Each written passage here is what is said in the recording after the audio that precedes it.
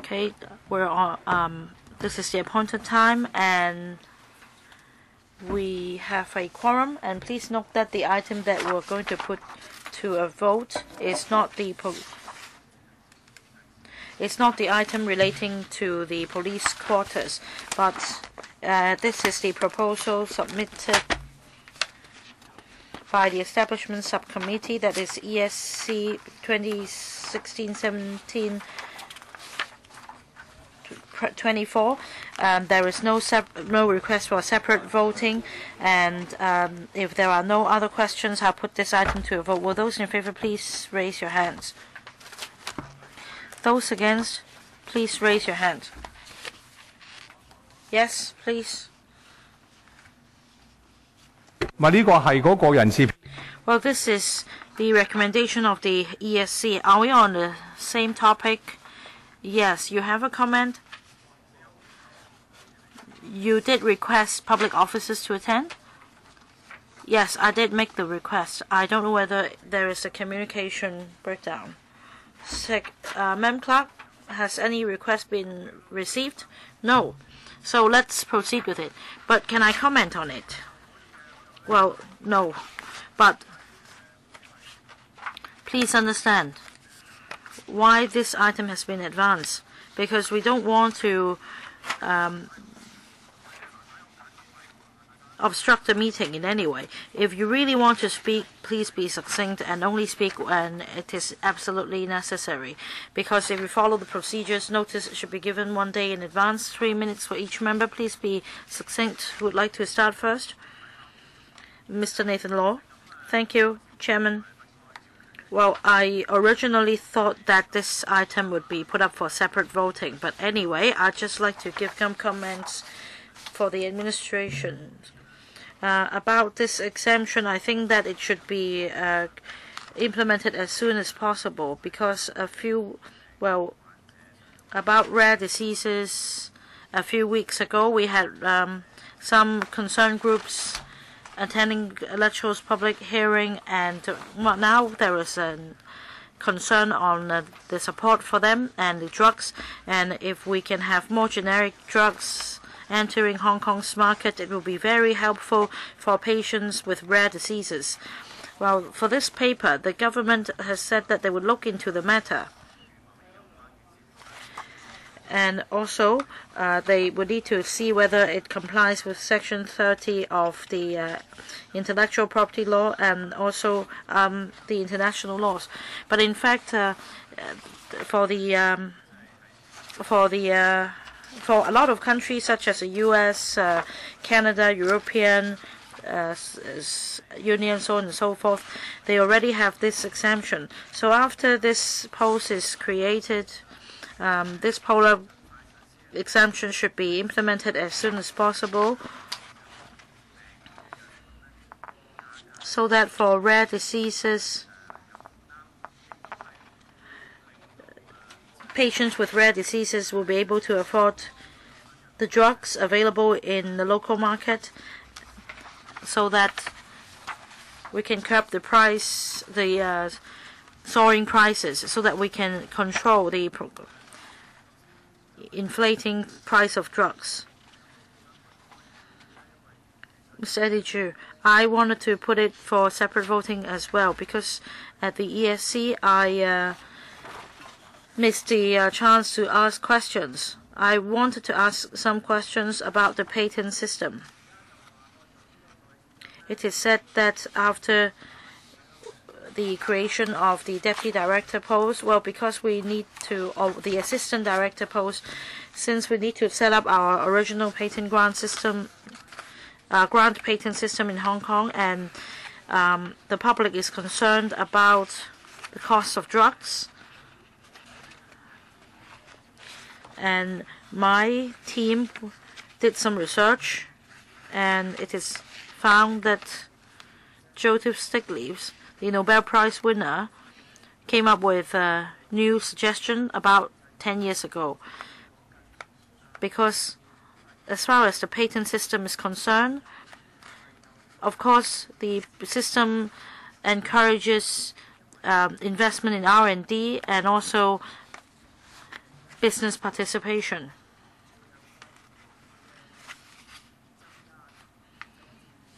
But monopoly of the market also causes the price of drugs to go up. And that is why Joseph Stiegler said that instead of allowing monopoly under the patent system, we should use an award system. Let's say if there is an invention, a one-off monetary award should be given, and then for mass production of that drug, we can do away with monopoly. So I want to know the thinking of this administration on the development of a patent system in Hong Kong. On the one hand, you may need to rely on enterprises in terms of the mainstream approach, that is to allow enterprises to have patents and as a result dominate the market. Will the administration also consider some new ideas in other jurisdictions and see whether there are other feasible solutions? Well, I submitted some written questions, and through Chairman, I'd like to forward these questions to the relevant departments. After we have voted on the item, in the future, the administration can give us a detailed reply. All right, your comment will be passed on to the administration. Mr. Ray Chan. Well, I recall that at the ESC meeting, we also wanted to deal with this item as soon as possible, because for the supernumerary post, it will lapse on the 1st of April. And the ESC only endorsed the item on the 10th of April. Now it's the 2nd of June. I don't know the priority of this administration.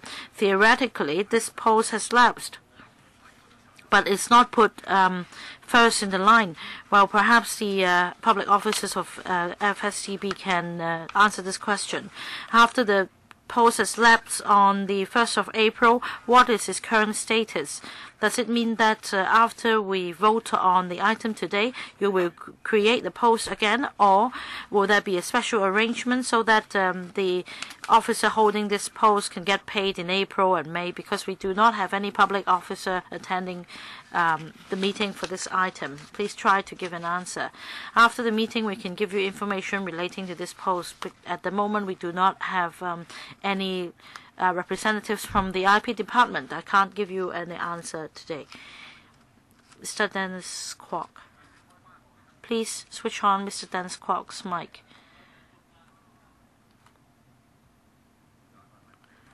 Thank you. Chairman, I'd like to pick up on Mr. Eddie Ju's question.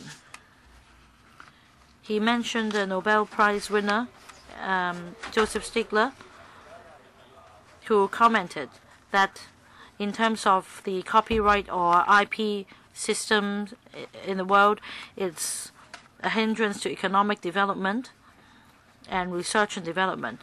And this is what we had envisaged when we scrutinized the copyright bill. The government is being too conservative. The government is favoring the business sector. We believe that the copyright amendment bill was outdated because originally the plan proposed had not taken into account technological advances and the development of the Internet in the 20th century. That is why Mr. Charles Mok and I moved amendments, hoping that the bill could catch up with the times. And according to your paper, this ADIP will at the same time undertake the long-term need of the development of IP. Well, important developments. I want to know whether it includes the copyright bill, whether it can catch up with the times, and whether the copyright ordinance can really tailor for the needs of our new knowledge-based economy. Dr. Fernando Zhang, please switch on Mr. Dennis Kwok's mic, please. Chairman, I think we should be focusing on the copyright amendment bill. So can they respond in that regard? Yes, Dr. Fernando Cheung. Thank you, Chairman. I'd like to echo what the other members have said, including Dennis Kwok and also Eddie Chu, and also Nathan Law's remarks about the overall patent system. Because apparently they are monopolizing intellectual property, and that's not good for the disadvantage, whether it's about drugs and treatment technology, which can help those in need. I understand that concerning the copyright ordinance, the administration will definitely have to come back again. And recently, when we discussed that, the administration also said that when they look at the relevant international covenant or convention, so it's about printed materials or books in whatever form, they have to be barrier-free so that people with different needs would have access to such information without barriers. And of course, it doesn't mean that they don't have to pay for them. It's not going to be free of charge. But then in some cases, even if they are willing to pay, they simply cannot get hold of them. And there are certain restrictions under the current copyright system, in particular for those, for example, who have dyslexia, they are not able to do it. So when you refer to that convention, I hope that the copyright ordinance or amendment will follow that as far as possible.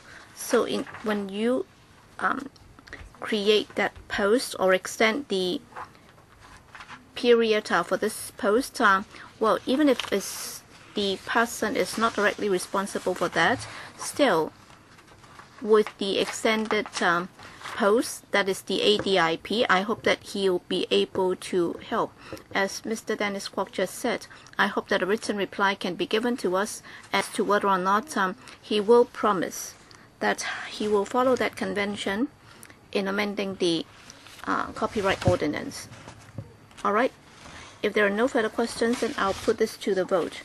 That is paper number FCR bracket 2017 to 18, close bracket 12. Will those in favor please raise their hands? I think majority of the members present are in favor. Next, FCR 2017-18-8. This member seeks members' approval to the proposal raised at the meeting held on the 16th of March. That's PWSC 2016-17-42. So it's about the redevelopment or upgrading to Cat A and the next or redevelopment of the junior police officers' merit quarters at Fan Garden, Fanling, at an estimated cost of $2,827.9 million. And it was discussed at the PWSC meeting, and I have to declare that I am a non-executive independent director of the East Asia Bank, and we have the following officials here. And please raise your hands if you want to ask questions. Eddie Chu, 5 minutes, please. Thank you, Chairman.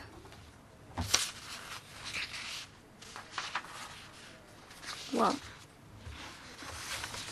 I did listen back to the discussion at the PWC on this particular item.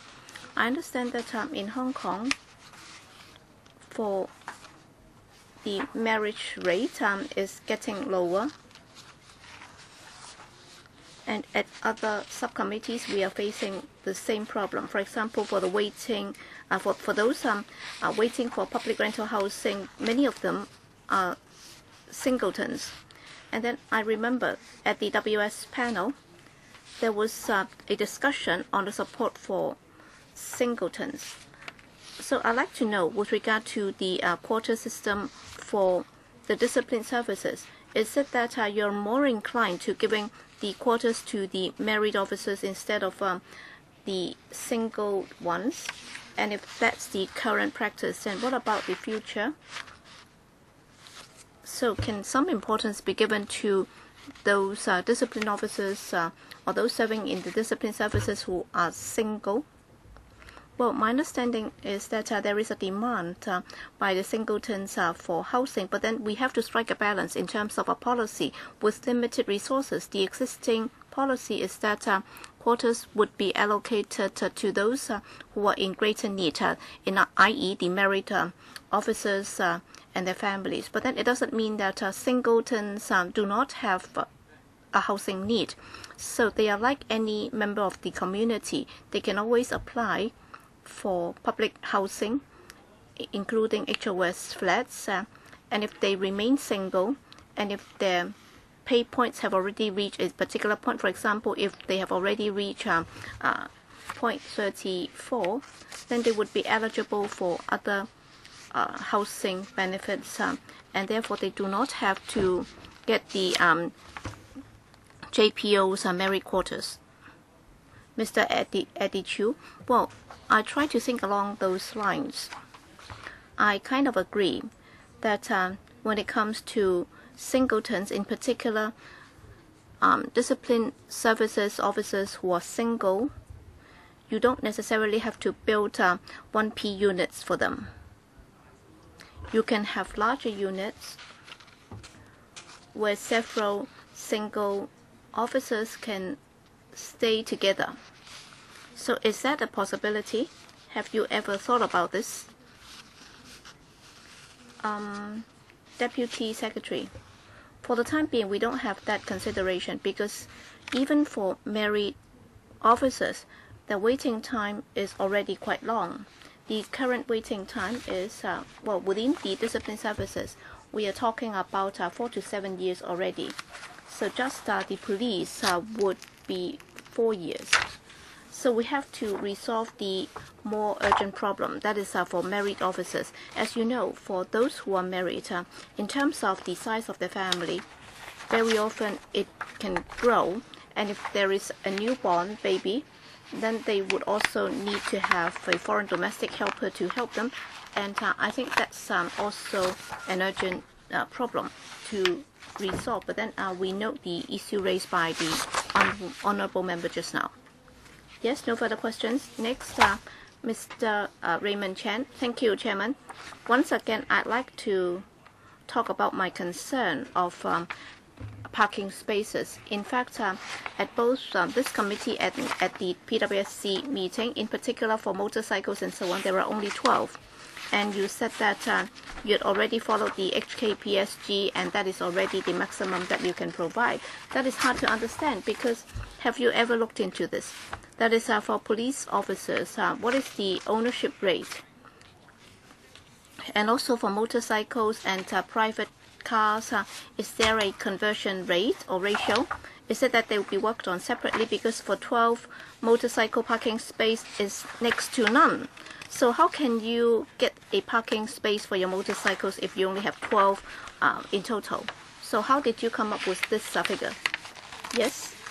Well, in terms of motorcycles and also private cars, well, we look at the current planning standards and we have already done our best to provide that. And I understand that Mr. Chen is asking about motorcycle parking and what's the detailed consideration. Well, maybe I can defer to the planning officer to answer the question. Yes, planning officer? Yes, Chairman. In calculating the parking spaces for motorcycles, in fact, we follow the HKPSG. In fact, if you look at the standards, well, in 2014, the Transport Department did an updating exercise. So we follow the latest revision in coming up with this figure. With regard to private cars or motorcycles parking space, we need to provide that in accordance with a set ratio, and we have taken into account different factors, including the size of the unit, whether or not it's close to the train station, and it's also got to be in line with the development ratio. And if you look at the situation earlier on this year, we provided a supplementary paper already, and in that paper we set out the relevant standards. For example, we have already calculated the general parking needs and also the demand adjusted ratio, and also the location standards and so on. So in coming up with the number, we refer to those factors, and we have arrived at a figure of 124 private car parking spaces. And then for motorcycles, we also use the latest maximum standard. That is because we are talking about 1,184 units for the departments, and if you look at the figures, then we should have 7.9 parking spaces, and that's the formula that we followed in coming up with the figures. So thank you for the information. Chairman, I understand that I'm not able to overturn your calculation formula, but then it's really detached from reality, because you're just looking at the size of the units and also the distance from the train station and also development density and so on. You're not looking at the actual needs of the residents. So I was asking about the ratio between private cars and motorcycles, and can there be a conversion? Have you looked at the actual needs of the residents? Yes, Planning Officer. Concerning the relevant standards, we do understand that members have certain comments on the demand and the provision, and we have already passed it on to the Transport Department as well as the Transport and Housing Bureau, asking for a review as to the conversion, whether or not certain private car parking spaces can be converted into motorcycle parking spaces. Well, we will look at that again. Okay, so you're really rule abiding, so you have to seek the advice of the Bureau. But then what about the actual need?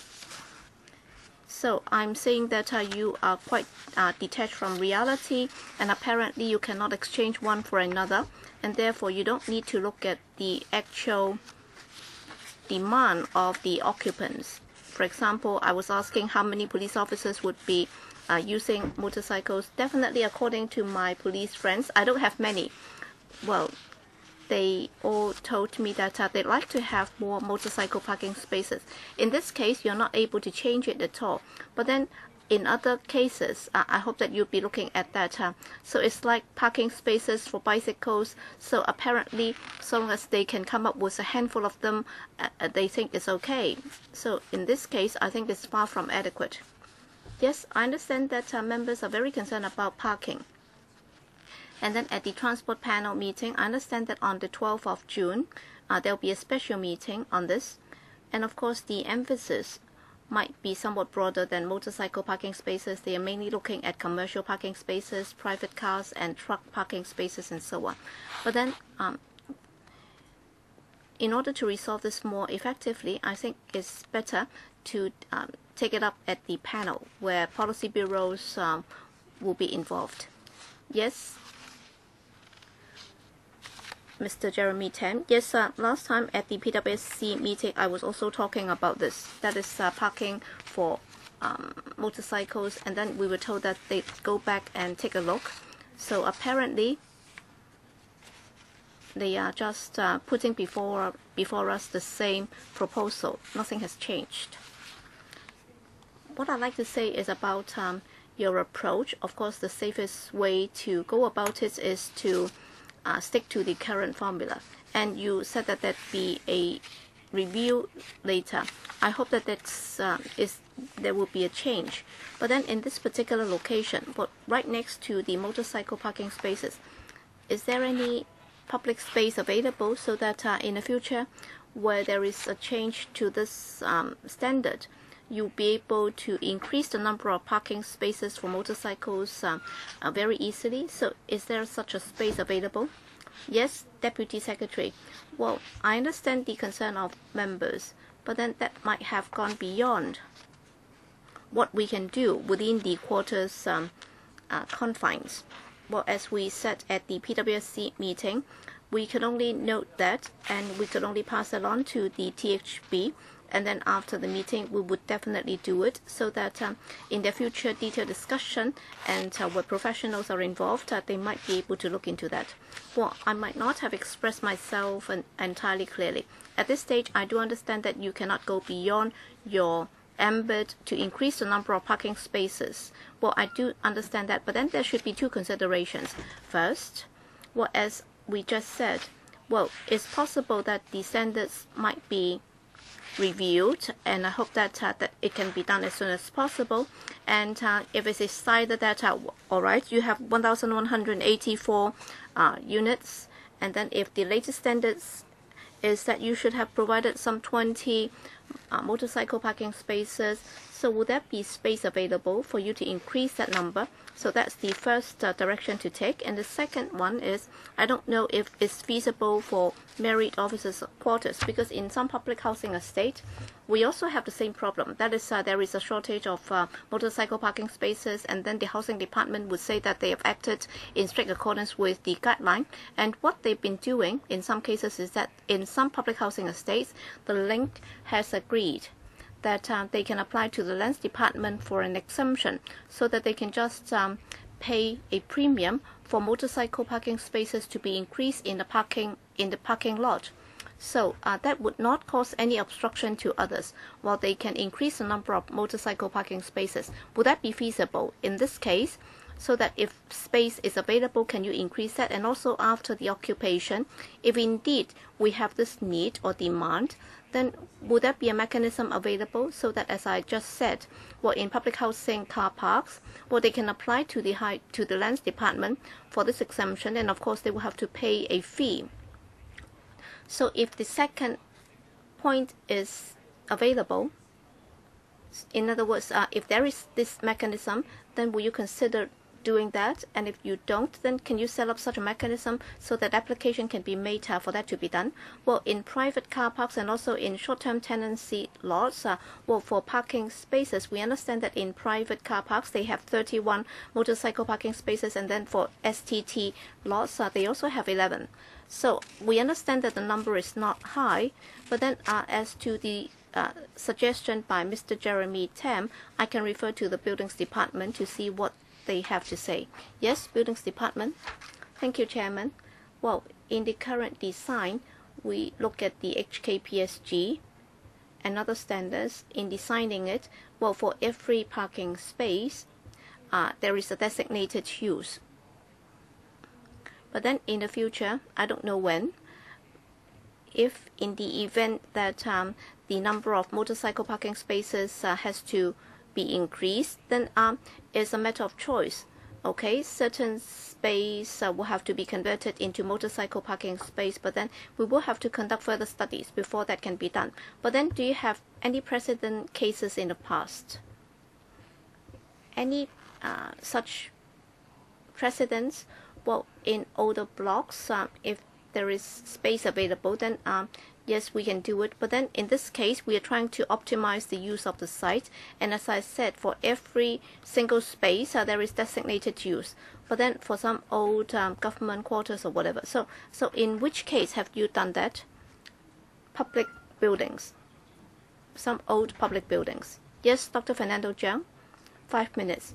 Well, that location was right next to where I live when I was attending primary school. And when I was small, I could see that there were many ethnic minority police officers, families staying in the quarters. I couldn't imagine that, well, after I grew up, there are actually fewer ethnic minority police officers, because a few decades ago, we were used to hiring more ethnic minority police officers. So I would support this, because I understand that there is a shortage of married officers' quarters. But then for discipline services, one of their needs is that they will have to work on shifts. So there is this 3-shift system. So these quarters are located in pretty remote areas, and when they try to go back to work, there might be difficulties. So I personally do not think that we should have that many cars on the roads in Hong Kong. But then for police officers who need to use motorcycles and private cars, I think the public would be prepared to understand and accommodate that. Well, you are still applying the HKPSG. Obviously, that's not targeting at the needs of the discipline services. You have about 1,200 units and you only have 12 motorcycle parking spaces. It's laughable. And this has been happening all the time. So in different discipline services where there is a dispute or private cars parking on the street, and when there are complaints by the public saying that they are not abiding by the law, why do you have to do this? And now you are redeveloping the quarters and you do it again. You've known this already. And you want the police officers to go to work in the middle of the night, but they cannot drive. And it's very difficult to call a taxi. So at least you should give them enough parking spaces. And I'm also concerned about the families that are living at Fan Garden at the moment. Do you have appropriate arrangements for us? So what's the transitional arrangement? Chairman, point number 1. For the EM police officers, well, this is not what we are discussing today, but I think the number of EM officers has been rising, and I'm glad about that.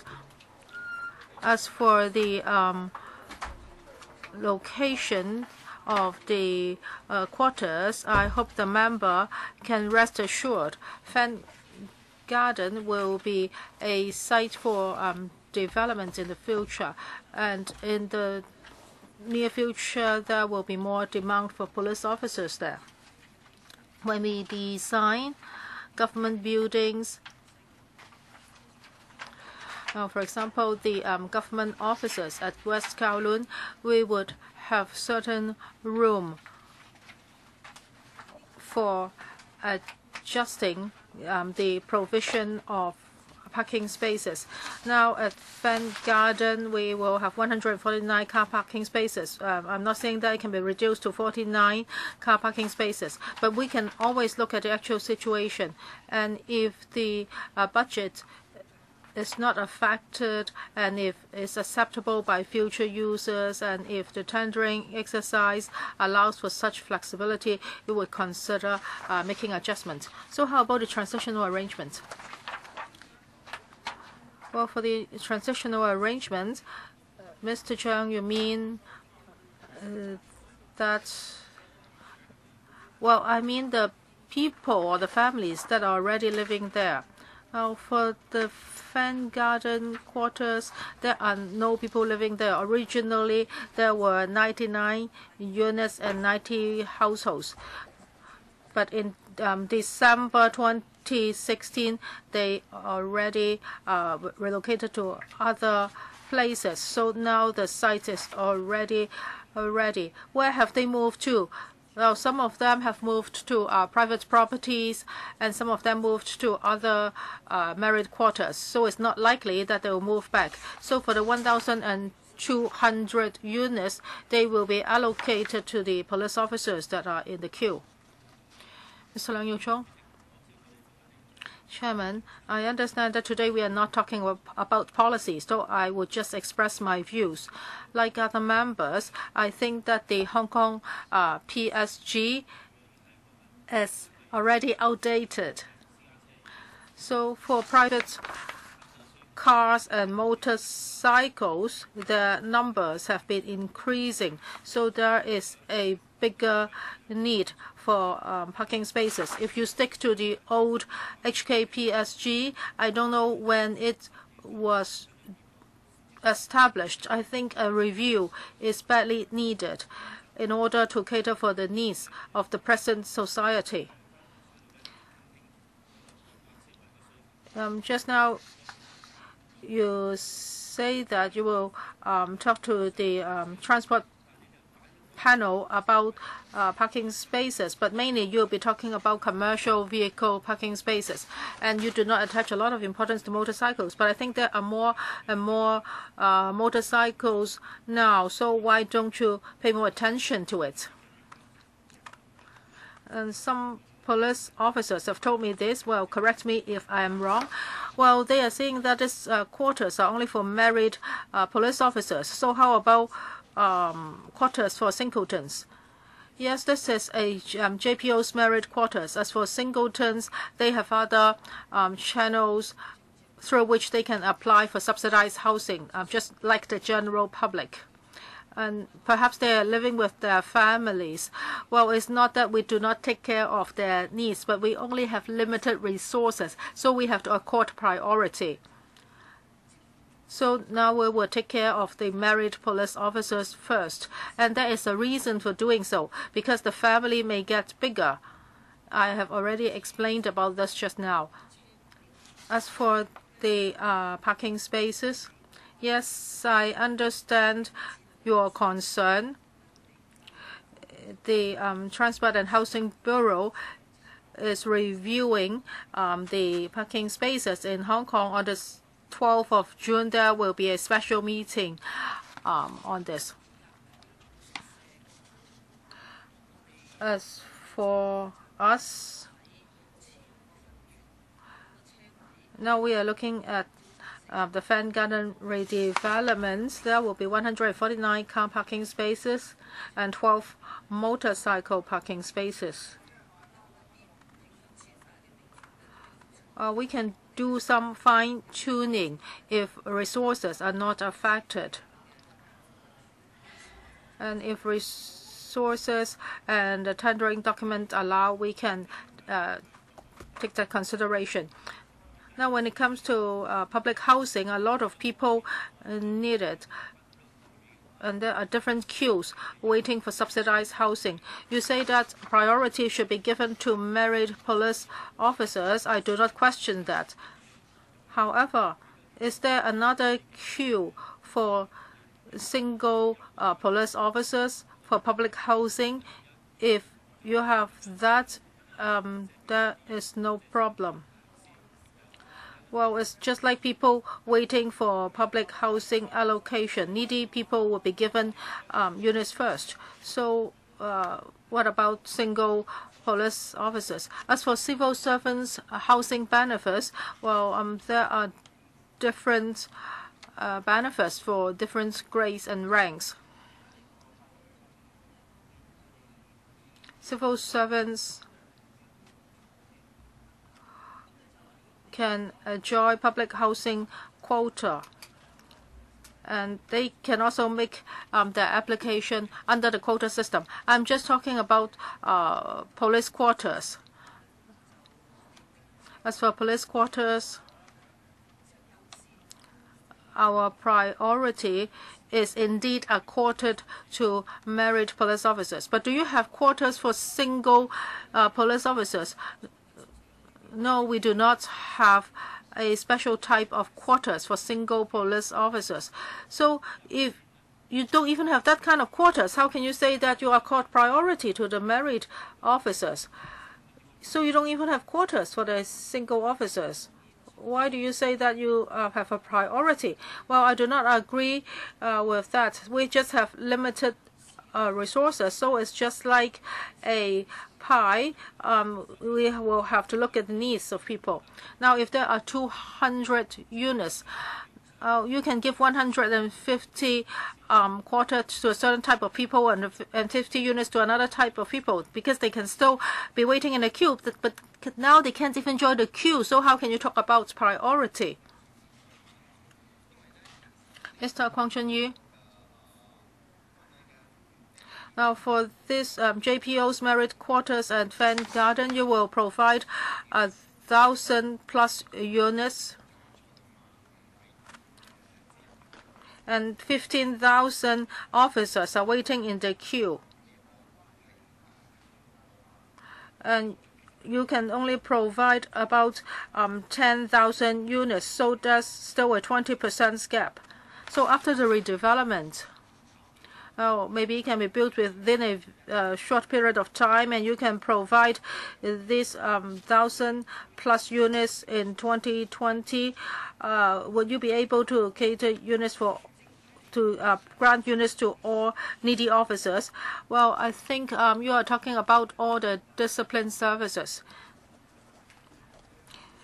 Now we have 29,600 merit officers, and they are all eligible for merit quarters. However, we only have 22,400 units. So for police officers, they have to wait for 4 years. After Fan Garden is redeveloped, we have 1,200 more units. The waiting time can be reduced to 3.5 years. Yes, half a year less. So with the redevelopment of Fan Garden, 2,000 JPOs will still be waiting for quarters. So the government is trying to identify other sites so that adequate quarters can be built to meet the need. I want to ask about the point system. I think they are subject to a point system when it comes to the waiting time. So what is the latest point system like? What elements are taken into account? Now, if they have children, do they have more points? Can you let us know about the point system? Under Secretary, I'll ask the police to answer this question. Would like to answer the question? Mr. Siu? Yes, when it comes to quarter allocation, yes, we do have a point system.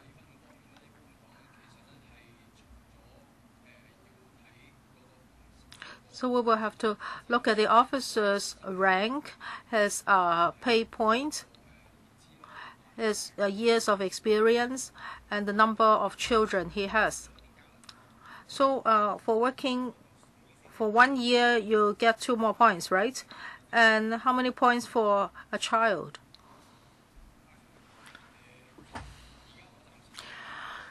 I do not have the details with me right now. That is how the points are calculated. Maybe after the meeting I can provide you with the information. Yes, please provide the information to me in writing afterwards. Just now members talked about parking spaces. And previously there was an unhappy incident. I would like to ask you about that. A police officer parked his car on the street, and maybe somebody gave him a ticket. He rushed back to the location and tried to drive his car away, but he was in a huge rush, and he suffered a sudden death. I think this happened at the end of 2016.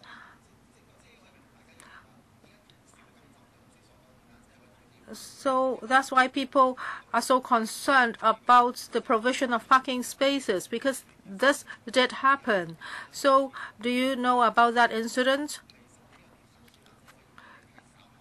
And if you are only providing 12 motorcycle parking spaces and you are not going to fine-tune it, I think it's really laughable, because you have over 1,000 units and there will just be 12 motorcycle parking spaces. Will you be indeed fine-tuning it? Chairman, as I said just now, if it doesn't affect the resources and the tendering documents, fine-tuning is possible. We can look into that. I cannot say for sure whether this will be done or not. And for what Mr. Kwong said, yes, we can definitely look into it. How about that incident? Now, Chairman, for that incident, it's indeed unfortunate. Nobody wants to see that happen. But I don't think you should relate it to the lack of parking spaces. Elizabeth Quat. Well, the disciplined services do not have enough quarters. Yes, I understand that the problem is quite serious. So we support the building of more DQ units, and we support this proposal. I think there is a shortfall of 3,103 units, and officers have to wait for 4 years. Now you have 1,184 more units, but the waiting time would still be 3.5 years. I hope that the government would identify more sites as soon as possible so that more units can be built. Members are very concerned about parking spaces.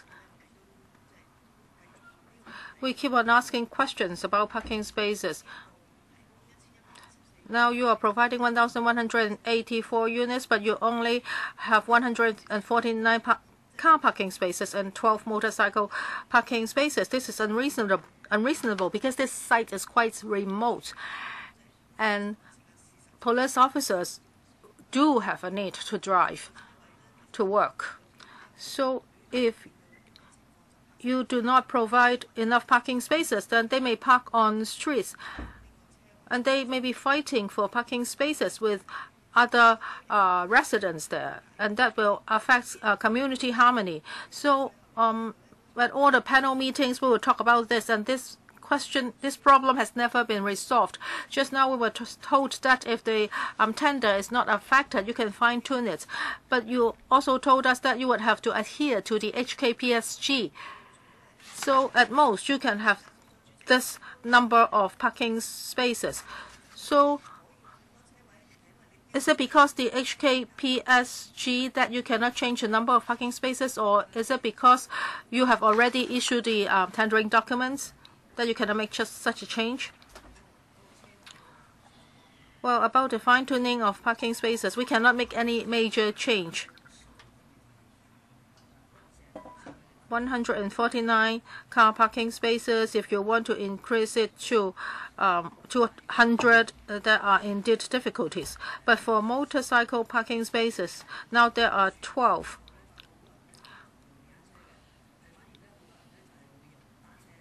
But after people move into the quarters, maybe we'll find that people don't really use motorcycles. They will use bicycles. So can we change the motorcycle parking spaces to bicycle parking spaces? So this is fine-tuning. It doesn't affect the overall picture, and we are still adhering to HKPSG and budgets, and tendering would not be affected. So it's not rigidly fixed. However, we are still subject to a lot of restrictions. We will listen to members' views, and then we will go back and think about it. Well, for 12 motorcycle parking spaces, that's definitely not enough. So how many bicycle parking spaces will there be? We have 79. So for the 149 car parking spaces, 12 motorcycle parking spaces, and 79 bicycle parking spaces, these cannot be changed. So after the population intake, you would look at the actual needs of the officers, right? And what if they want more car parking spaces?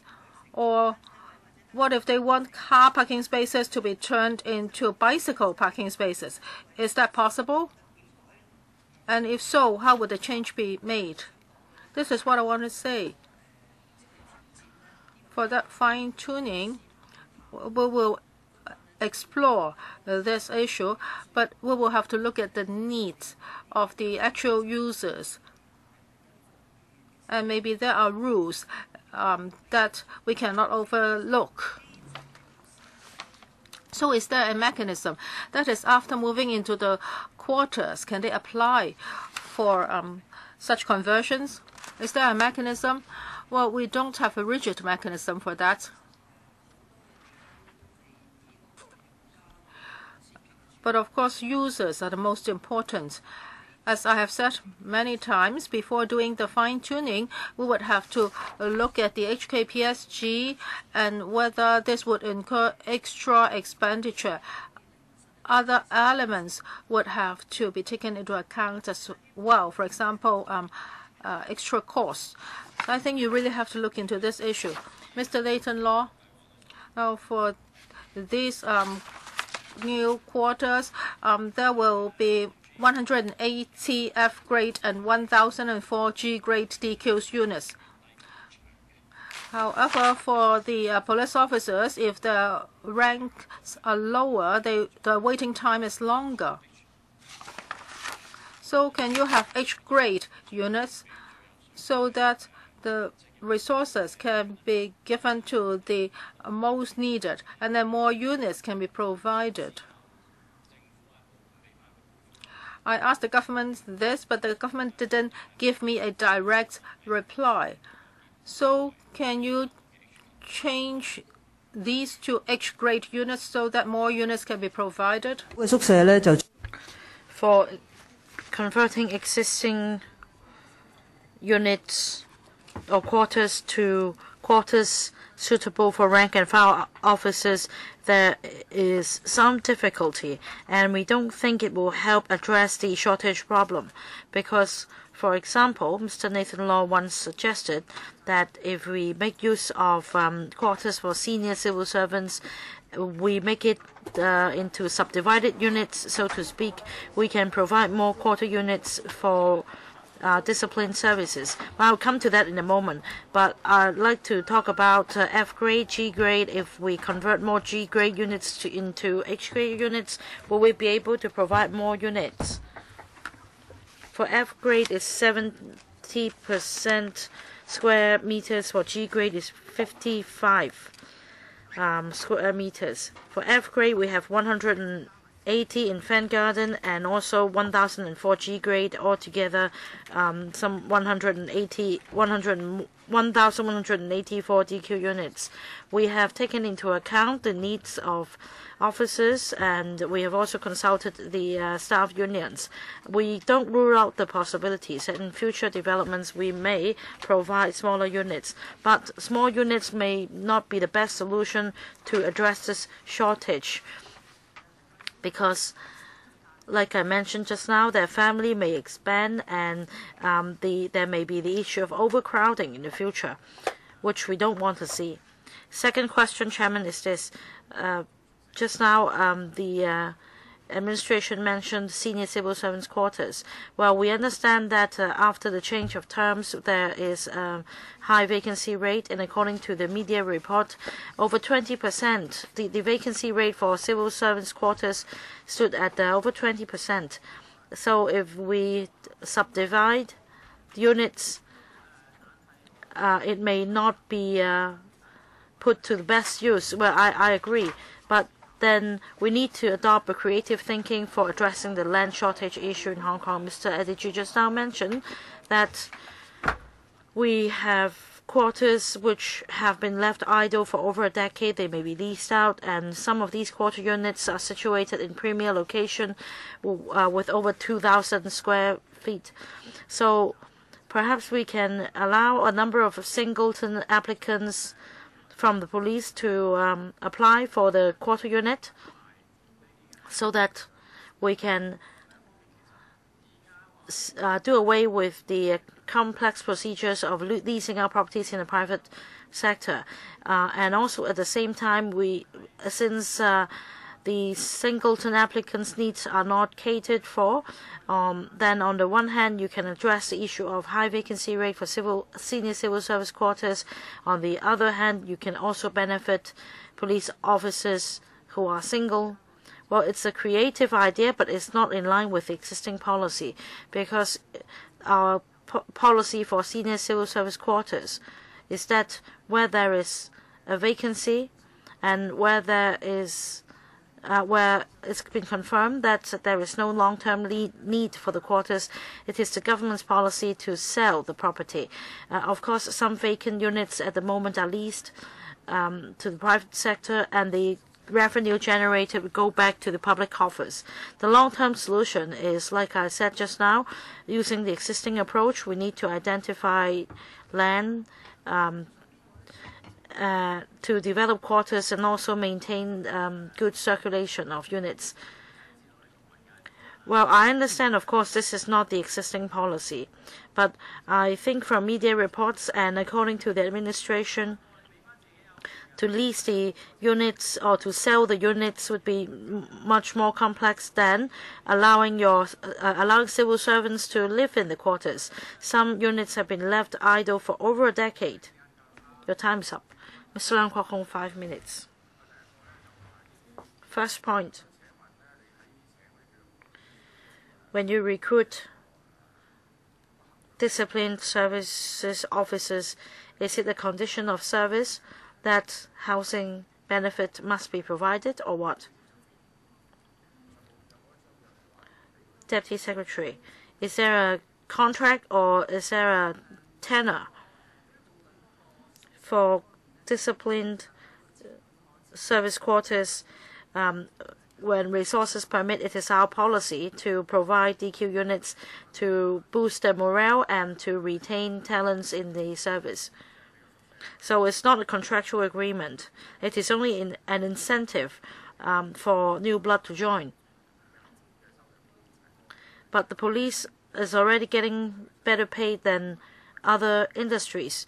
For example, it is rare for a young person who just leave school to earn $20,000.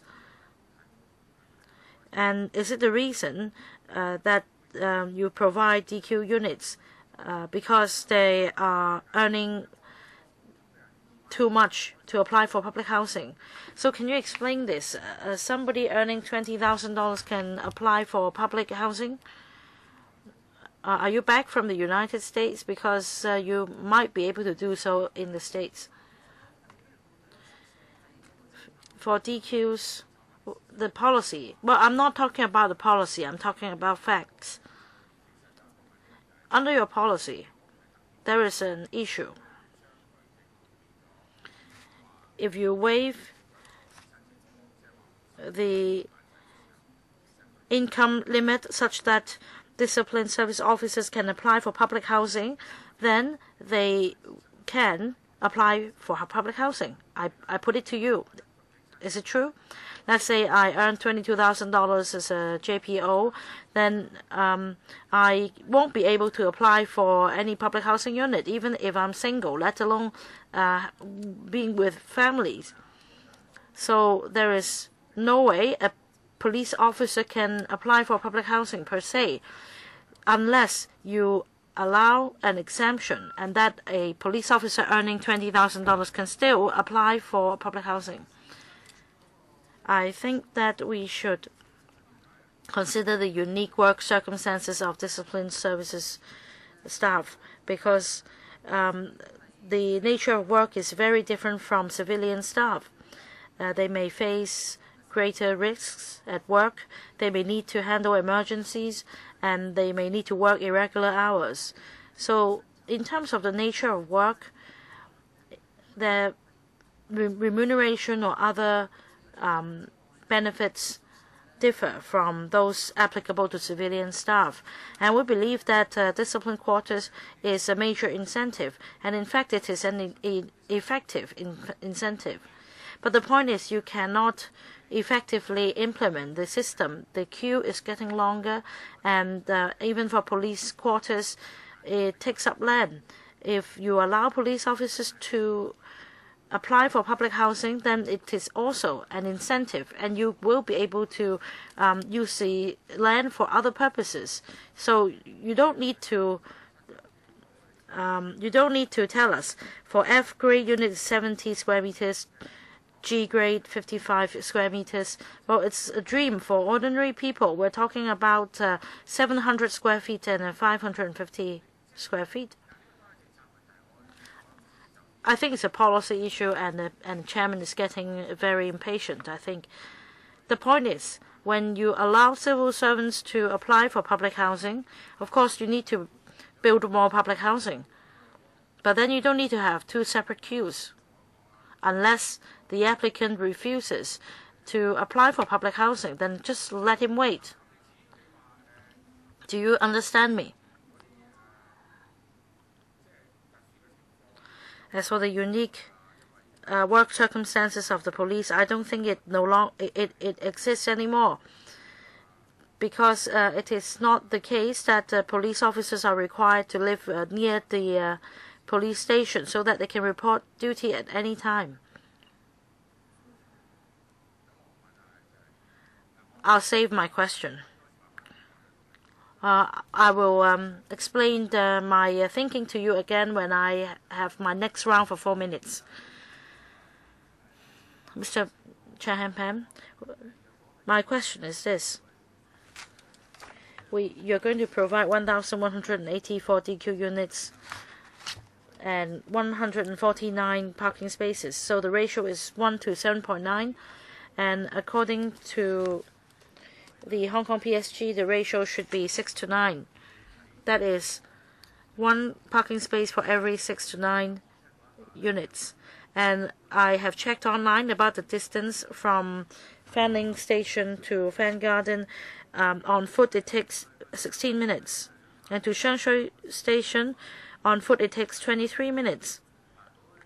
In other words, it is not in accordance with the Hong Kong PSG's guideline, which is 300 within a radius of 300 or 500 meters. So there is no reason for you to reduce the ratio. It should be 1 parking space per 6 to 9 units. Why must you adopt such a high ratio, 7.9, instead of 1 parking space for every 6 units? Please just answer this question first. About the guidelines and standards, I will invite my colleague to take your question.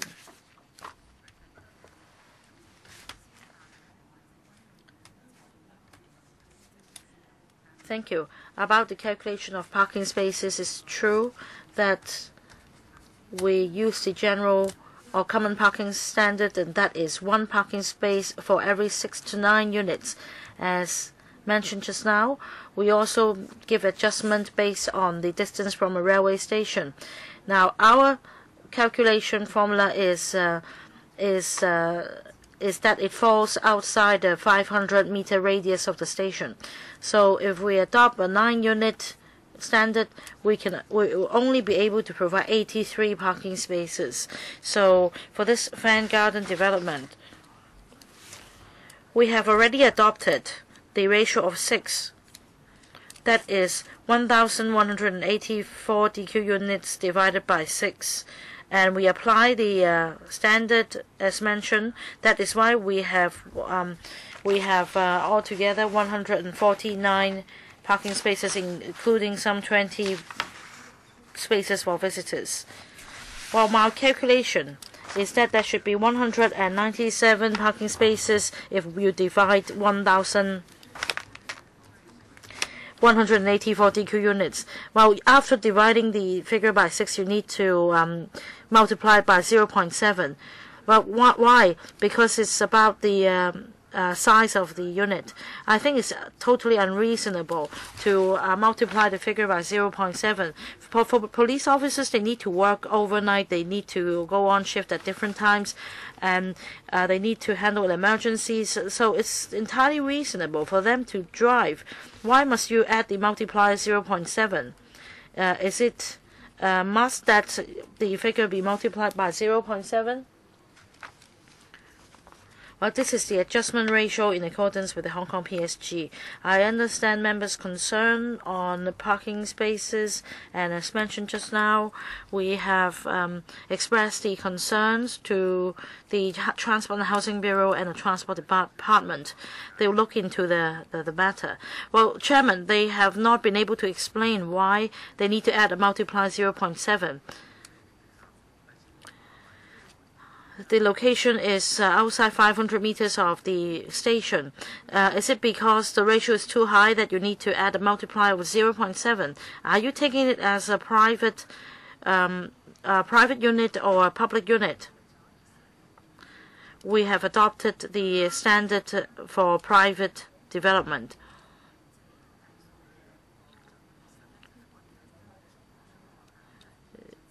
We have followed strictly the Hong Kong PSG in calculating the number of parking spaces. And in fact, at the March meeting, we already provided a detailed supplementary paper on calculating the number of parking spaces.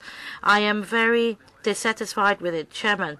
They added a multiplier of 0.7 when there are already insufficient parking spaces.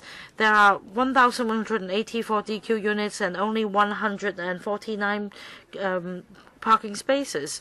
So Are you asking drivers to park illegally in the street? I think you can be more flexible. And if you ask the Transport Department to come, I'd like to know their comment, because they would also accede to requests and adjust the number based on actual circumstances. So I wonder if you've discussed with them. Well, wait for your next round, Mr. Holden Chow. The Hong Kong Police Force makes great contribution to Hong Kong, especially in recent years. In terms of their enforcement, they have contributed a lot to our society. So I think that it is fair for us to provide adequate accommodation to police officers. I hope that the merit DQs can be constructed as soon as possible. And from the paper, I understand that 1,184 DQ units will be provided. At the same time, I also note that in terms of the plot ratio, the highest ratio is 6, or the maximum plot ratio is 6.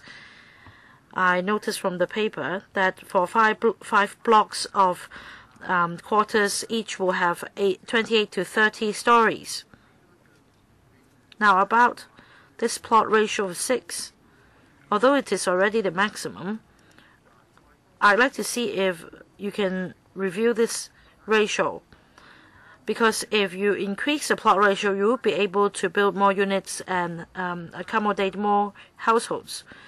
Let's say if it's 28 to 30 stories, and if you can increase the plot ratio, you can build more stories and provide more units. So I'd like to know whether there is any chance of further increasing the plot ratio.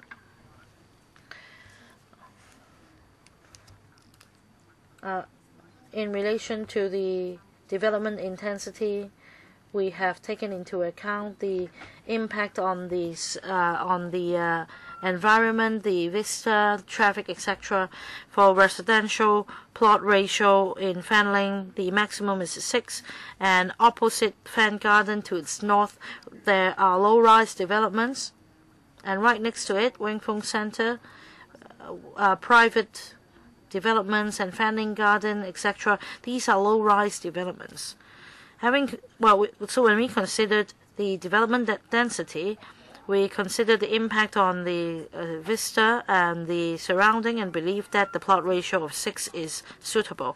If we further increase the plot ratio, it may pose pressure on the existing facility, including the road network and the sewers. And that's all I wish to supplement. Chairman, I want to supplement a point. I understand the 2 points you explained to me. For example, the demand for facilities in the vicinity. I understand that. But about impact on the vista, I would like to make this point. If this is a reason why we don't build tall buildings, then the point is, you're now proposing 28 to 30-story quarter blocks. I don't think a couple of stories more will matter. Of course, in other districts, I have seen some really low-rise developments like 8 to 10 stories. But now the proposal is 28 to 30 stories. If the sight line is blocked, it's blocked anyway. But that's just my comment. Dr. Priscilla Leung. I speak in support of the redevelopment of the JPO Mary Quarters. I understand very well that we have a housing shortage, but I also understand that for police officers, their needs are special. I need to declare that I do have a number of uncles who are police officers. I often had a chance to visit police officers' Mary Quarters and talk to their spouses and their children. And apart from need to have a roof over their head, they also need community, they need mutual support. because sometimes the police station would call in the middle of the night, and that would alarm the family.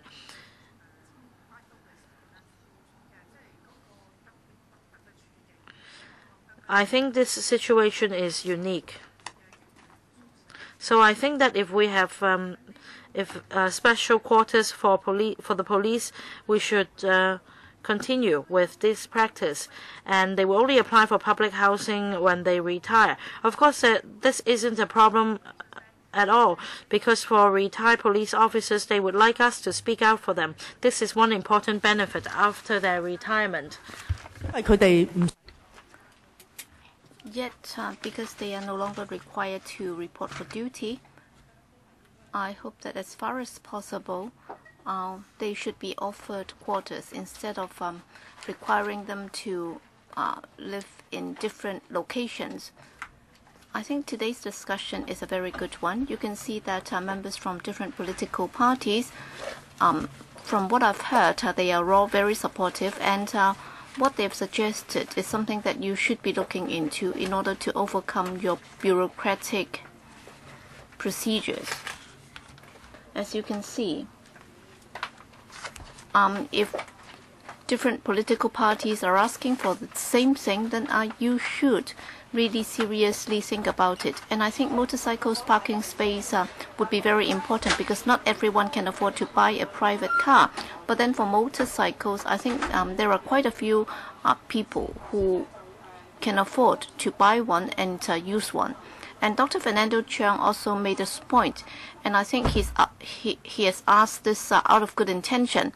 So he's asking whether or not it's possible for singleton police officers to share a unit. And of course, this is basically a married quarters for married officers. But then for singleton officers, they also need to have quarters, even if that might be smaller.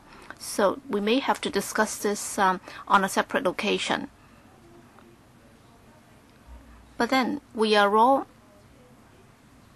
having this view. That is, there is a shortfall or shortage of motorcycle parking spaces, and I have to show sympathy to those who are not married, and they also need to have quarters.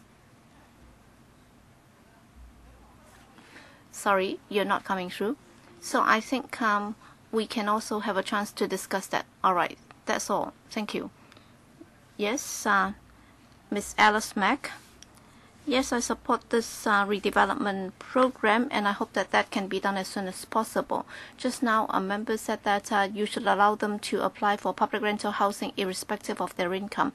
In fact, for civil servants applying for public rental housing, there is already a waiver on the income limit. So because, well, they are actually allowed to queue up in a separate line, but then the supply is not adequate. That's why some civil servants have not been able to move out by the time when they retire, because they are not able to get an allocation by the time when they retire. And of course, we have to discuss that with the Security Bureau about the allocation mechanism. It's not just for the discipline services, even for the civil servants, the way they queue up for public rental housing units would be somewhat different. So we will have to sort that out with the relevant bureau. But given the fact that civil servants and discipline services officers have difficulties applying for public rental housing, in fact for the civilians, because they are not eligible for quarters, so when it comes to the calculation of their eligibility, they would stand a higher chance. But then for discipline services, if they are not civilians, they will have to wait for even longer for public rental housing. But then we would discuss that with the Bureau. We hope that some adjustments can be made. But then there is a demand for quarters, and therefore we have to continue to develop that. But then many members have been asking the same question. It's about the supply of parking spaces. Well, planning officer, can you be more flexible in doing that? Because the way you calculated it, according to our contacts with the trade unions, well, for discipline services quarters, well, they all share the same problem. That is, they have not been able to get allocated to get a parking space. And every year they have to compete for that.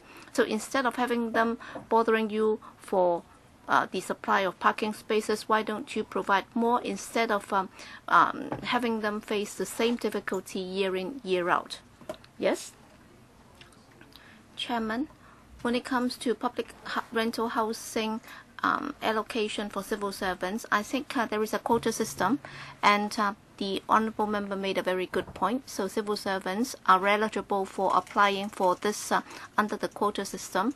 And in order to respond to the needs of civil servants, in fact, we have already got the consent from the Housing Authority. Starting from 2014 and 15, we have already increased the quota, so that we'll gradually be increasing that by 2018-19. There will be 1,000 more units for civil servants.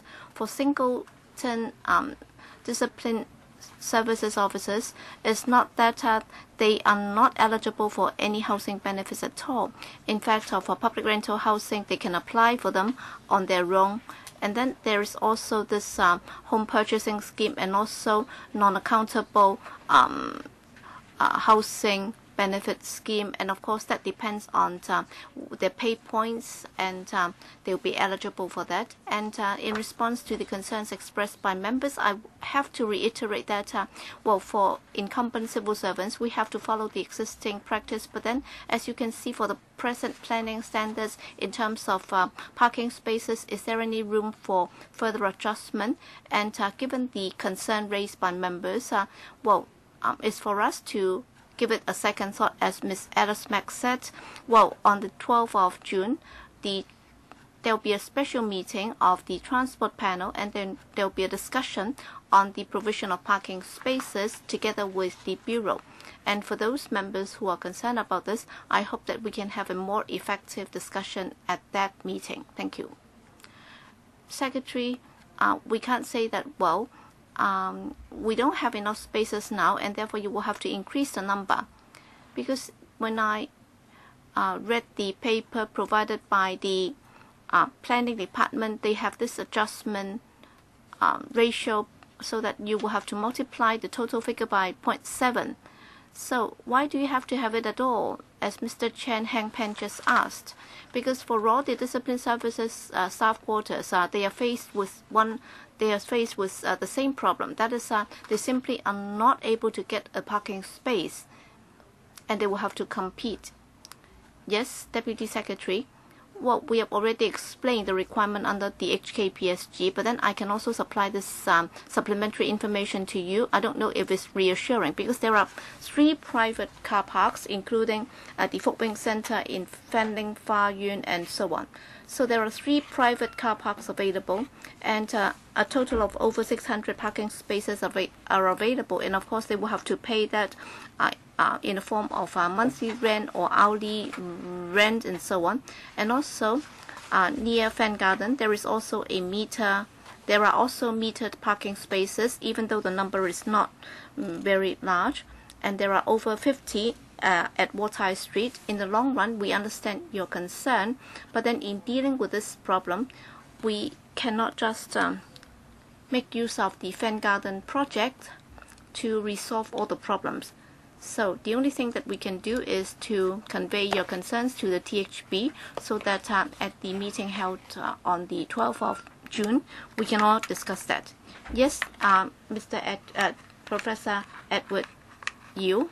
All right, I'd like to ask 3 questions on the parameters, because at present, the site is located on a GIC site. So I'd like to know, have you rezoned it? If not, then do you expect that there might be local objections?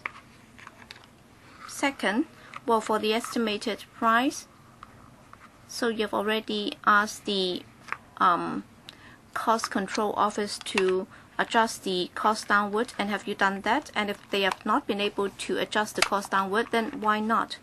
And also, some of the surrounding sites will have to come under the same law, or else you won't be able to develop up to that ratio. And if that is not available, then what will the impact be? So to what extent do you have to downsize the development ratio? The first 2 questions will have to be answered by the planning officer. All right, coming back to the merit officers' quarters. Well, at present, the Fan Gardens is used as a quarters, and the redevelopment project will be underway, and therefore we don't have an OCP. With regard to the local residents, we have already consulted the North District Council, and we have already got their support. Any further questions? Yes? For the rest, you can answer those. Yes, ASD. On the cost estimates, the per square meter cost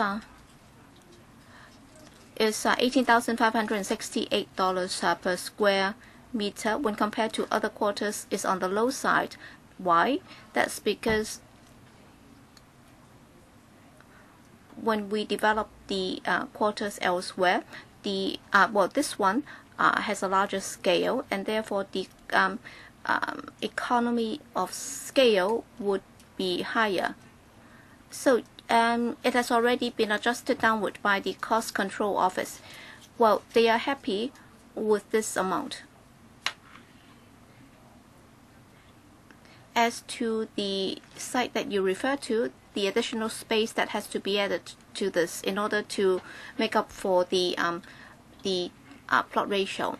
Well, for that triangular site, if it's not included, then in terms of its use, it can't be used for other purposes. But then, would there be an impact on the GFA? Yes, because it's already calculated as part of the site. So can you give us the figure? So if it's not included, then to what extent will the GFA have to be cut down? It's about 5,000. So, in terms of the number of units, so the GFA will be cut by 5,000 square feet. Yes, for smaller units, we are talking about 100 fewer. So another question for the planning officer for this particular building is now a low rise. So you're going to build high rise afterwards. So in the planning process, will there be a chance for local residents to give you their views, or is it that after getting the consent from the district council, you're treating it as if there would be no objection? Well, for the redevelopment, we're going to build 30-story buildings, and we've been to the district council, that is the North District Council, and the district councillors already expressed their welcome and they supported this development. In other words, you don't intend to conduct any local consultation, is that right? Planning officer, for this particular project, we follow the existing mechanism. We've been to the district council for consultation already. Well, my time is not up, so I'll ask one further question. Well, according to the OCP, with regard to this particular lot, is there any building height restriction? No, there is no restriction whatsoever. All right, thank you. Next, Au Chong Shing. Thank you, Chairman. I'd like to express my support for this project in Fanling, and I hope that it can be passed by this committee as soon as possible. Because as we can see, there are many police officers who are really having a headache because they do not have staff quarters. So I'd like to speak on behalf of some of them, and I have to declare interest because I do have family members who are police officers. Well, can you complete it as soon as possible? Because this is an in situ redevelopment, so can the plot ratio be increased further? Because at different committees or panels we have mentioned this. So is it feasible? And if it's not, why not? I'd like to see more quarters to be provided to JPOs or police officers, because that would help boost the morale of the police force. And also, if you look at the figures, apparently they show that there are 15,046 police officers who are eligible, but then you only have 11,943 units available. So in terms of the allocation policy, on average, they have to wait for 4 years before they can get a unit.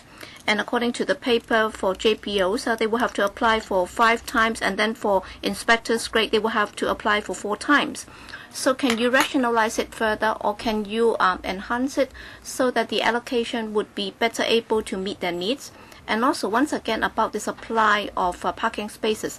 I know that the planning officer is here, so I'd like to ask her, well, for different political parties, they have already raised the same request. That is, you only have a dozen or so parking spaces. That's not enough. So can you increase that? Yes, the HKPSG should be updated to time with the need of the time. But then can you adjust it further? Because in Kowloon East, we're going to have married quarters in Cheung Kwan O, and that will also be allocated. But then at the district council, this is a matter of high concern. So time and again we have raised this. Is there anything that you can do to help them? Thank you. Yes, planning officer. Thank you for your question.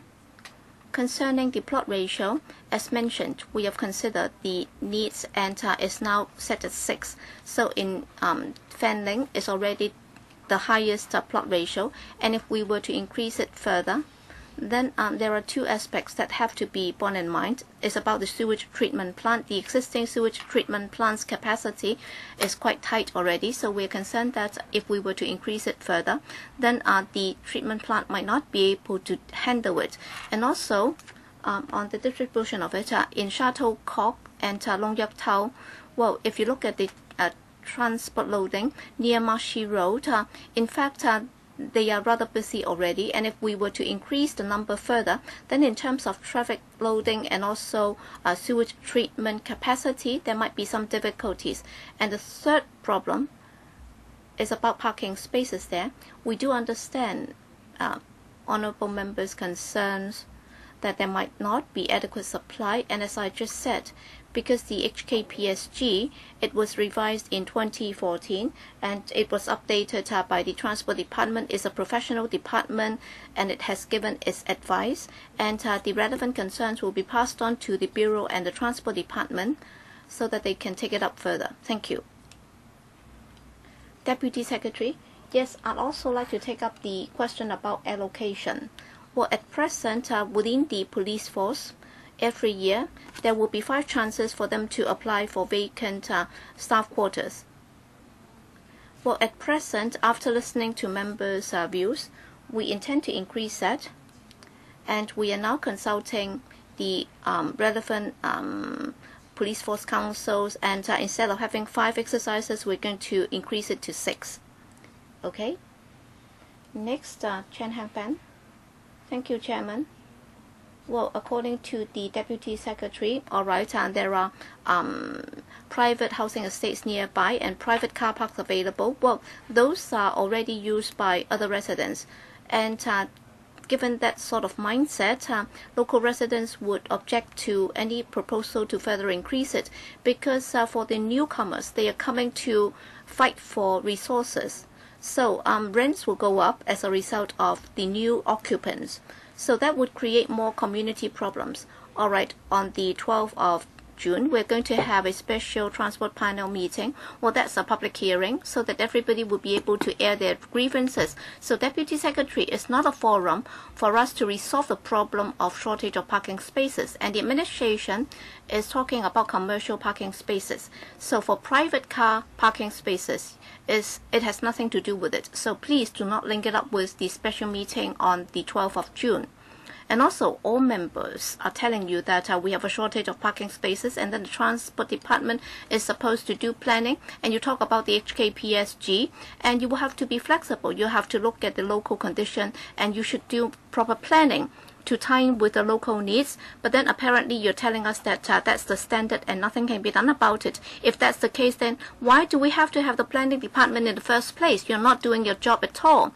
You're just sticking to the rules, and you're telling us that that's a rule and nothing can be done about it. So why do we bother to have the planning department if we just follow the rules?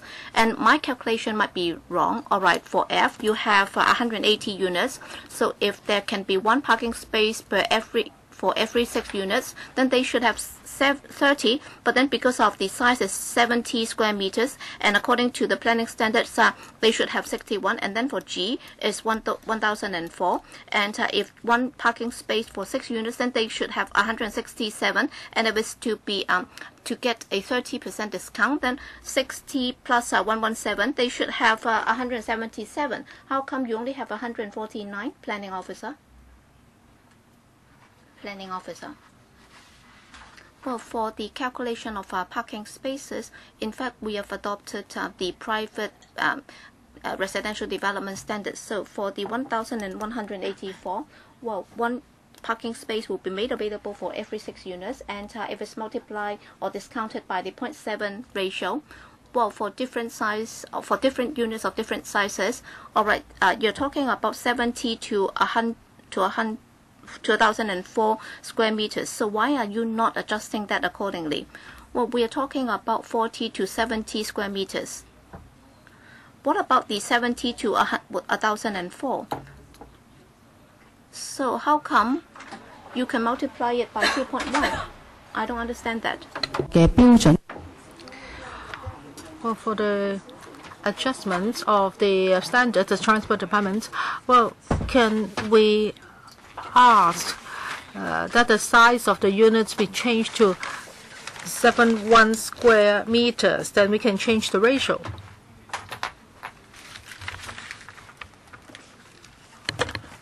Planning officer. Now for the calculation of car parking spaces, now because we have 2 sizes now, 55 and 70, so when we use the ratio, we have to use the one for 40 to 70 square meters. So can you change the size? Just give it 1 more square meter. Well, I would like to respond to Mr. Chen. Let us not look at it from the math perspective. Now, we have to look at the land resources of Hong Kong, which are very limited. Is it more important to increase the number of quarter units or car parking spaces? Yes, I've heard you. That is, discipline services do have such a need. However, we still have to strike a balance. So for the existing HKPSG, we have already using the maximum level for calculation. If you want a further breakthrough, then it may exceed our existing scope. I have to admit that we do have restrictions. Now, why do we have the present standards? Now, it's mainly because the Transport Department, it has assessed the impact on traffic. It has looked at various factors before coming up with this standard. Now, if we change the size of the units, this may set an undesirable precedent, and we are not sticking to any standards.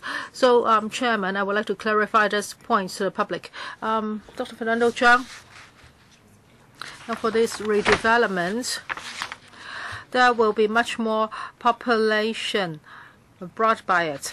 Now, originally there were only 99 units, and now we will have 1,184 units. So it's not just about building these units for people to live. We're also talking about the residents' future needs. So when the administration plans for this, has it informed the relevant departments, including the Labor and Welfare Bureau and the Education Bureau? Now, these are junior police officers. They may be younger, and their children may be smaller. In the North District, I think there are long queues for kindergartens.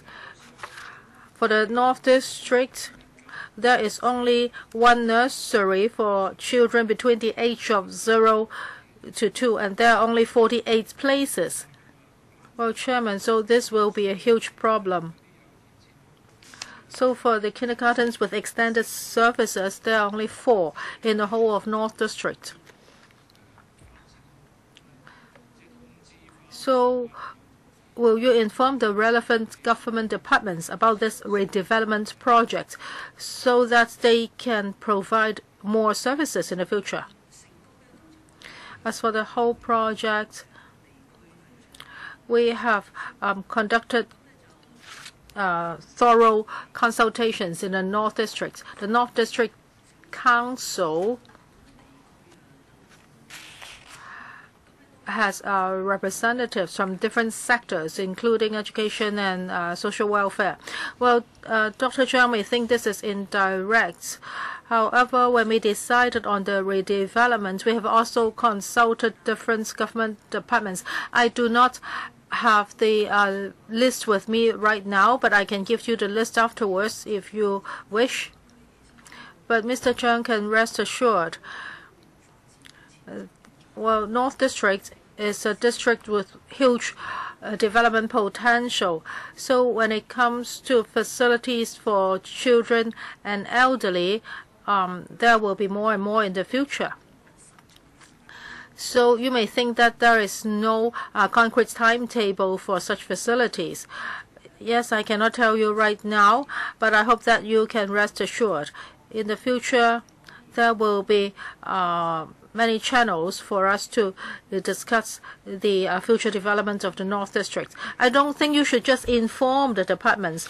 We are talking about 1,200 families. So there may be 1,200 children more who would need such services. If you just inform the Education Bureau and SWD, you will be bringing a lot of pressure on the district's services. You have just consulted the district council, but how about the residents living nearby? They do not know about this redevelopment. So for the facilities in that area, including education and social welfare, I think you should really look at them, and there should be an appropriate increase. Yes, I think we have the responsibility to do that. And I'll go back and try to dig up the relevant information. So when it comes to education and welfare, I think the relevant departments are very well aware of this project. I would like to call on members in the complex to come to the room because there are not many members queuing now. Mr. Ray Chen, I would like to follow up on environmental impacts. In paragraph 16, it is said that a preliminary environmental review has been conducted. So will there be further reviews? Well, members have asked you, and you said that you have just consulted the district council. So how about the residents living nearby? Are they clear about this project? So for the preliminary environmental review, it's only about noise and dust during construction. But for the whole project, how will it impact on the air and noise, and how about the visual impacts? Are these included in the preliminary environmental review? I'll ask ASD to answer the question. ASD? We have conducted a preliminary environmental review. This project, in accordance with the Environmental Protection Ordinance, it is not a designated project. So for the preliminary environmental review, we have some conclusions. For example, noise barriers will have to be built for the units. And there will also be architectural fins. There will also be mitigation measures. In terms of noise, hoarding would have to be erected so as to allay the noise level during construction. I'm sorry, all these are set out under paragraph 16. I'm not talking about the construction period. I know you do not have to do an EIA. But for the PER, does it include the impact on environment after the completion of the construction?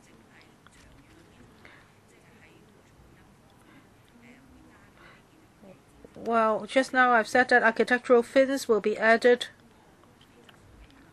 and we have conducted an air quality assessment. It's discovered that after the construction of the buildings, there will not be major negative impact on air quality. So this is a preliminary environmental review. Would there be a follow-up review? No.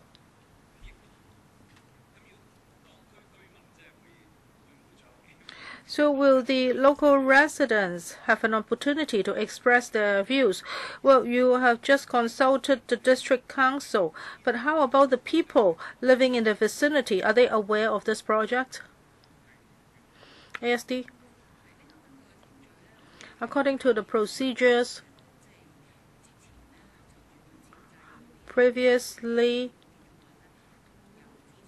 we have consulted the district council on the design of the buildings.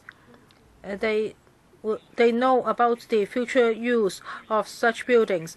I hope that the district council's views are the same as the residents' views. Mr. Junius Ho, I support this redevelopment project.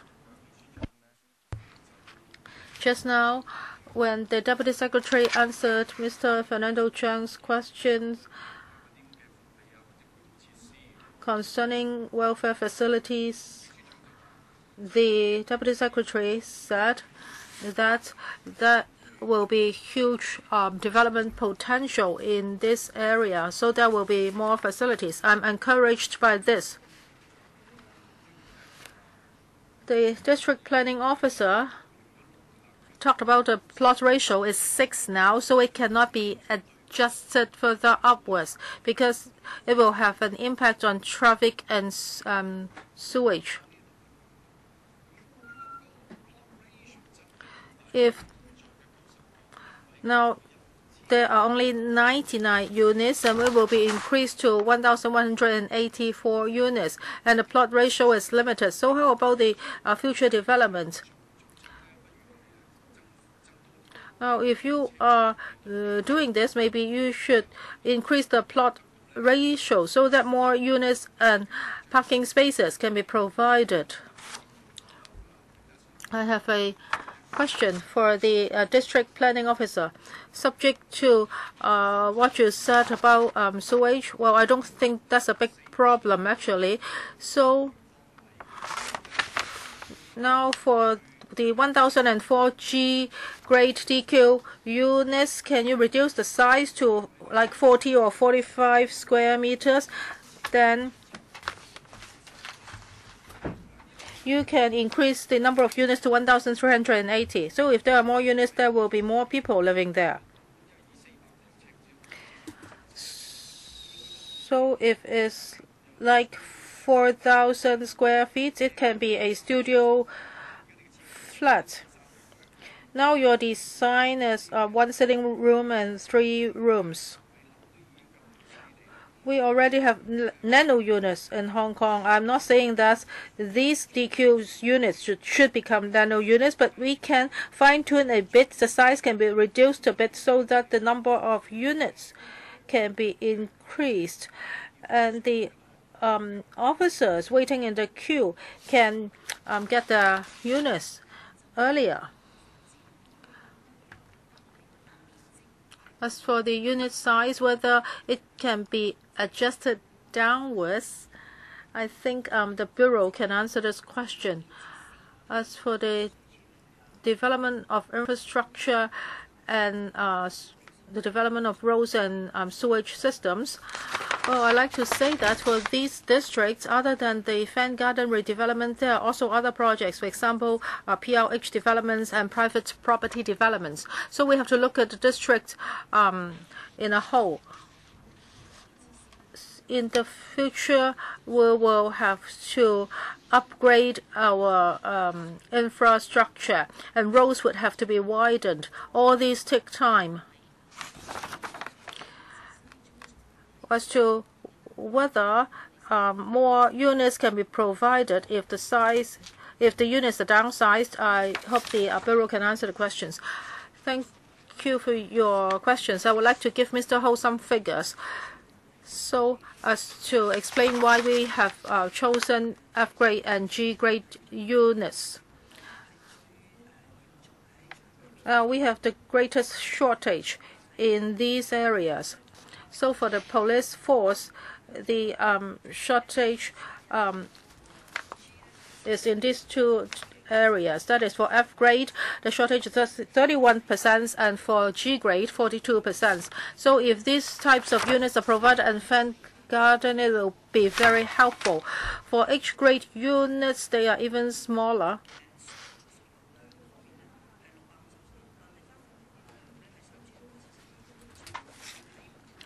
So now we have 3,672 H grade units, which can already satisfy the demand. Some members asked me about public and community facilities. I have this information in my hand, and I can share this with members. For this project, we have taken into consideration whether there are enough social facilities, for example, schools and open space.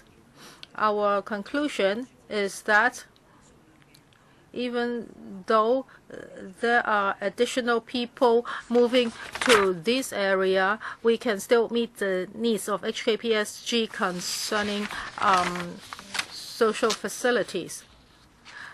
It will take 7 years to build these buildings. However, for residential premises, usually it doesn't take such a long time. Well, you talked about the construction cost of $18,000. How do you calculate that? Can you give me the GFA or CFA of the site? As for the construction period,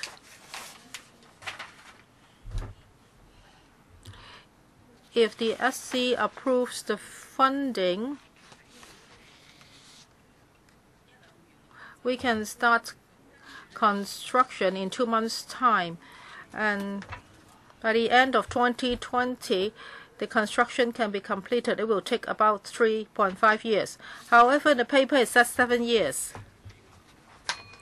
Well, the price is so high.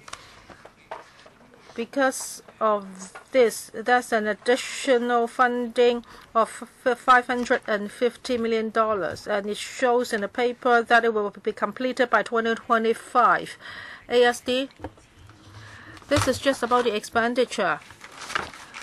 By 2020, the project will be completed, but we have to take maintenance periods into consideration, and there will also be furnishing, which will be provided to the tenants. From 2021 to 2025, these will be provided. So how about the construction site size and the CFA? Construction site size is 13,850 square meters. The ASD uses CFA is 95,828 square meters. So for the $18,000, how did you calculate that? $18,568. It's under paragraph 9. E and F. If you add them together and divide it by the CFA, you will get that number.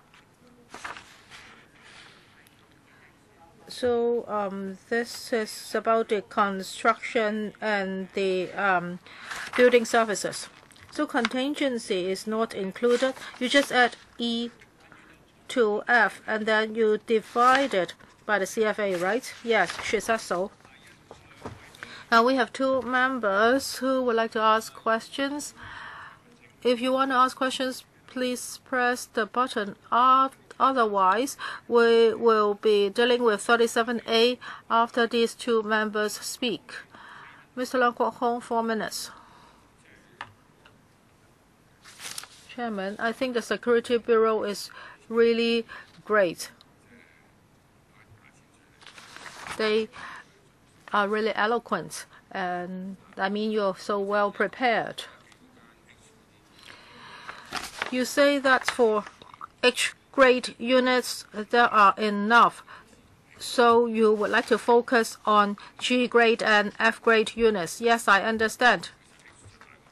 So if you are doing this, what will happen to the H-grade units? I think there will be further imbalance. I don't know whether this is a policy issue, but I really don't understand what you said. For grade G and grade H, they have the longest queues. I mean, grade F and grade G, so it's grade H. So we're allocating more resources for grade G and grade F. But you also mentioned grade H having a huge gap. Can you confirm that? Deputy Secretary.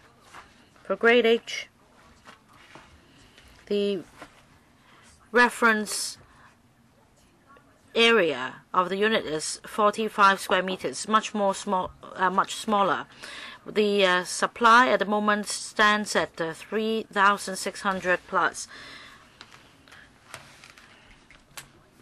Well, of course, it's subject to change in demand. Maybe in the future, some police officers may accept a smaller unit and they can apply for a smaller flat. Well, with limited resources, we'll definitely address the queues with the highest demand in the short term, and that is why for fan gardens, grade F and grade G. Has it to do with the ranking of the officer or the number of people in the household? That's a very good question. For grade H, we're talking about the 0.4 to 0.12 of the police pay scale. For grade G, it's 0.13 to 19, and also for sergeant 0.20 of the police pay scale. And also for F, it's sergeant 0.21 and also 22 to 25. That means the better off the person, the more benefit he enjoys. And it is not reasonable for those of a lower rank with lower pay who need to do the biddings of others at work. It's unfair. Have you considered addressing the issue by building dormitories with common area, just like university dormitories? I watched the BBC, and it seems that the trend is re-emerging in Britain. Young people and people in the IT industry are very interested in dormitories. Well, we note this comment, but if there's any change in the policy of DQs, whether we can have co-living space in dormitories, I think that one point is we must fully consult staff first and see if they accept the proposal. Well, you don't need to do that, because I've heard from many that they prefer university dormitories where there are common areas, and they can also build better interpersonal relationship with both sexes. So they actually prefer that, like university students. Deputy Secretary, maybe you can note his comment. Mr. Ban Chan, 3 minutes.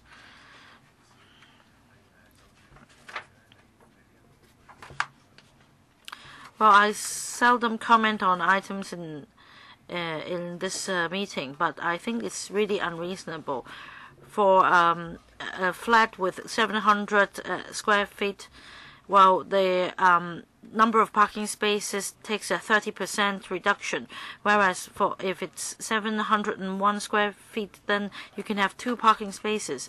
You can say that you're following the standards and guidelines, but what kind of standards are they? I think that definitely the residents moving in will have strong objection. You should have a meeting with the transport department and see if things can change. If definitely the line is drawn at 700 square feet, then can you build units that's 700.001 square feet? Well, I think that for prudence sake, I am going to extend the meeting by 15 minutes first. I have received one motion under 37A by Mr. Edichu. I now put the question to you, and that is that this committee agrees to handle the motion moved by Mr. Edichu under 37A without notice. Do we need to ring the bell? Will those in favor please raise their hands? Those against please raise their hands. I think that the majority of members voted on this motion, opposed the motion, so motion negatived. We'll now move on to vote on this item. If there are no other questions, I'll now put FCR 2017-18. You want to claim a division? Yes, but I've already declared the voting result. You want to claim a division? It's just 7:35. No, it's not about that. I declared the voting result already because as I declared the result, you did not raise your hand. OK， 好啊。嗱，但係我已經宣佈咗㗎啦喎，有冇調？未都未投票。有需要。OK 嗱，因為秘書話。Well, Ma'am Clark said that it is our practice to project the motion onto the screen. No, Chairman, I'm not asking for a claim of division on the motion under 37A. I thought that this has been dealt with. I'm talking about the paper itself. I thought that you were moving on to the paper itself. I already raised my hand, but it's been voted down. That's about the 37A motion. Oh, you meant that you want to claim a division for the item? Right, then the bell will be rung for 5 minutes.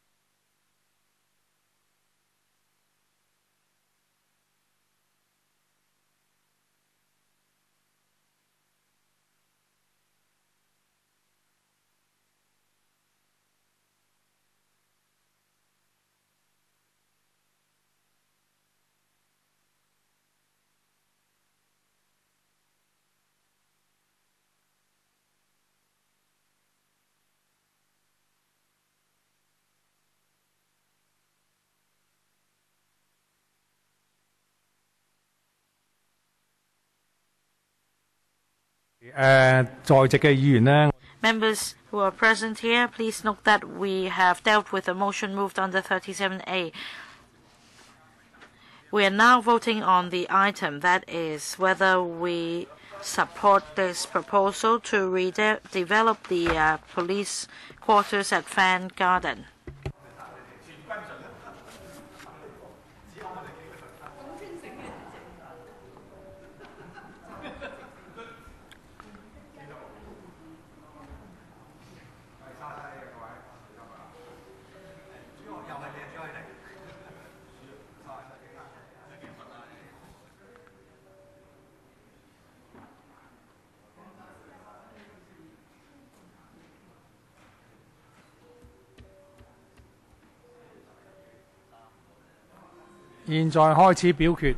Voting begins. Voting is closed. The result is displayed. Voting result 26 for, 1 against, 3 abstentions. I declare that the item is passed. Meeting is adjourned.